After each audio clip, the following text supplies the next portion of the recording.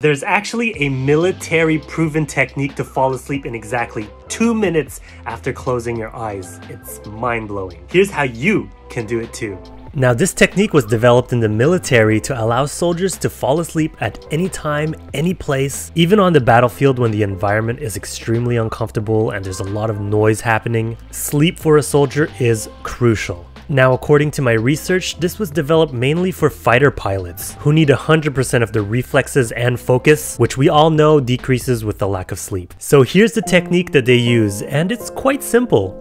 First, you need to calm your body and systematically relax and shut down each part of your body from head to toe, literally. Start by relaxing the muscles in your forehead. Relax your eyes, your cheeks, your jaw, and focus on your breathing. Now go down to your neck and your shoulders. Make sure your shoulders are not tensed up. Drop them as low as you can and keep your arms loose to your side, including your hands and fingers. Imagine this warm sensation going from your head all the way down to your fingertips. Now take a deep breath and slowly exhale, relaxing your chest, your stomach, down to your thighs, knees, legs, and feet. Again, imagine this warm sensation going down from your heart all the way to your toes.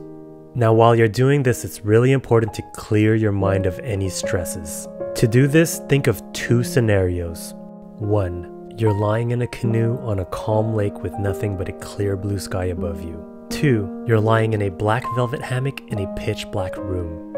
At any time when you start thinking of anything else or you start getting distracted, repeat these words for 10 seconds. Don't think.